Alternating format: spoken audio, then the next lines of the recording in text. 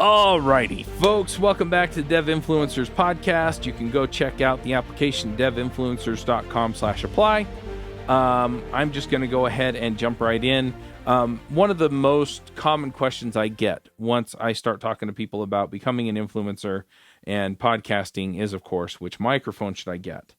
And usually that's followed on by, well, what microphone is that? Because I'm usually on a Zoom call. I'm usually using my podcast equipment to talk because it's already hooked up to my computer.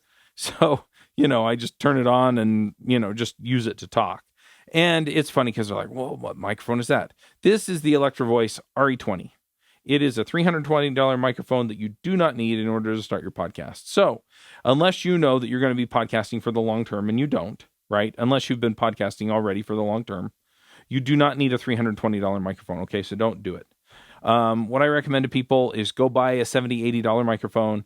I like the ATR 2100X. I've heard a lot of good things about the Samson 2QU. I have not tried that one. It's a USB microphone, works really well. I've heard a couple people that are actually using it, and it sounds pretty good. Blue Yeti, don't do it. I know a lot of people recommend it. It's not my favorite microphone. It sounds okay. If you're going to do it and you're whatever, go ahead. I have some podcast co-hosts that use it. They sound fine. But honestly, some of these other microphones just sound a ton better. Okay. ATR, the Audio Technicas, they really sound great.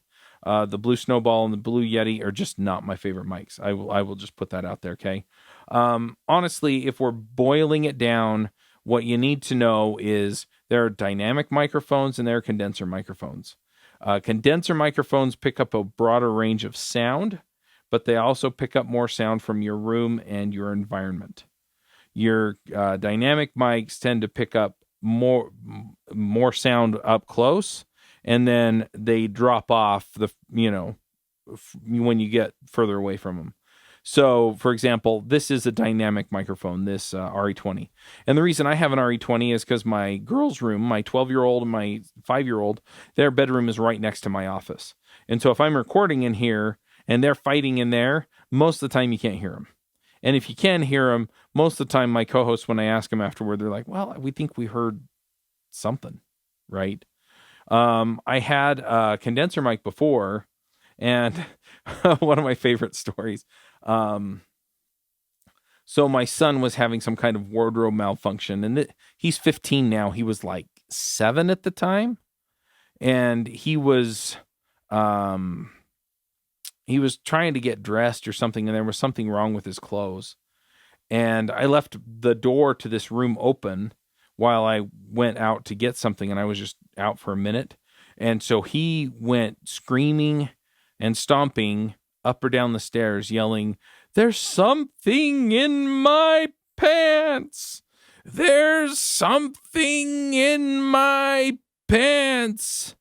And it picked the whole thing up. And it was pretty darn funny. And my co-hosts were busting a gut. And it was because I had this condenser mic in here. And it sounded terrific. And it sounded really great. Picking him up, yelling, "There's something in my pants," as he stomped up and down the stairs, right?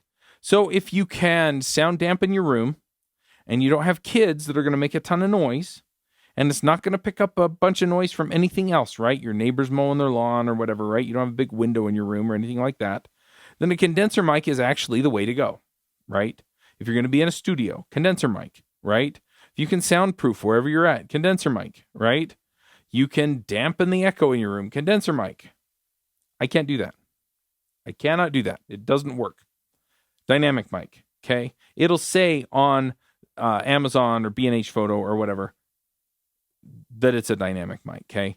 So just get one. Now, here's the other thing that I'm going to throw out, though, is that I have a couple of friends. They literally record their podcasts on their phone, okay? Now, they all have iPhones. I think it varies from phone to phone on the Androids. I am not an expert there. So you're going to have to try it out or, get some reviews there, okay? But for the iPhones, the microphones tend to be okay. And what they do is they find the little hole in the bottom of the iPhone, and they actually just hold it up to their mouth and they just talk, okay? If you've heard Russell Brunson's podcast, Marketing Secrets, that's what he does. He just records it like this. So he half of his episodes, he records it in the car. And so he literally just puts his elbow on the armrest of his car. He holds his phone in his hand kind of backwards, so the top of the phone is facing toward his windshield, and the bottom of the phone is facing toward his mouth, because that's where the hole is for the microphone. And then he just opens up the recording app, and I don't know what he uses. There's BossJock Studio. There are a couple of others that you can record. I think the iPhone actually has an audio recording app, but he just turns it on, and then he just talks while he drives, okay, in Boise, Idaho. And so that works, right? So if that's the kind of show you want to do, that works. Another friend of mine, Scott Beebe, he does it with his. His doesn't sound as good, and I think it's because he actually doesn't hold it close enough to his mouth, I think is the issue, right? So you can do that. You can also get, some of the portable audio recorders like the Zoom H4, H6, or H8, but the Zooms are a handful. And so they're better I really like them for if you're going to be in a room where you can set it on a table. I've used them to record when I'm at a conference, right? And then I have a bunch of microphones I can plug into them. But the Edirol, I think they're on the R9, or the Roland R9. Those are small, and same thing, you just hold it up by your mouth, and they work pretty well. So that's what I recommend if you're going to do that. But the iPhone seems to work fine.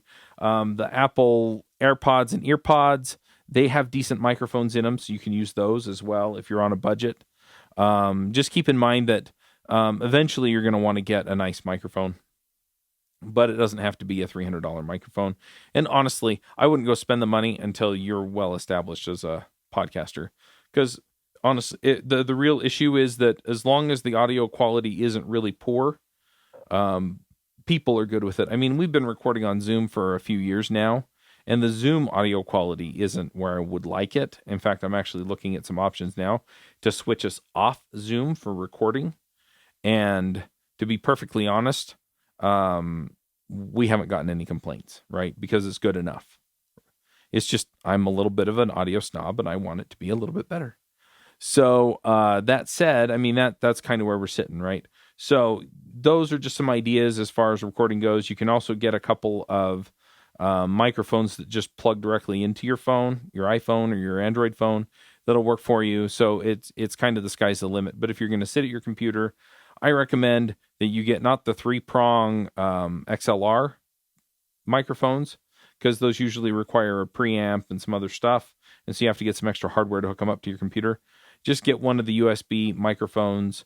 The Samson ones are good.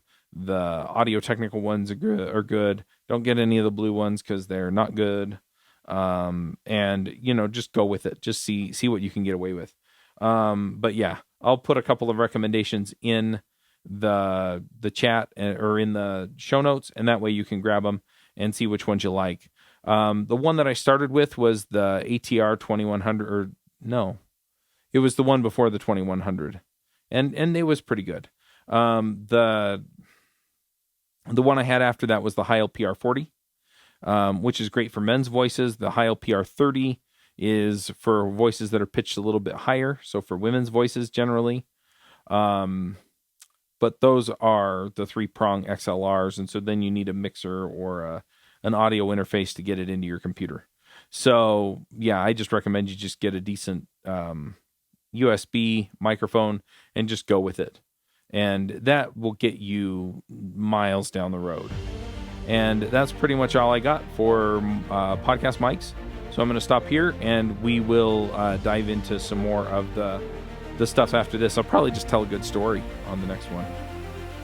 So max out, everybody.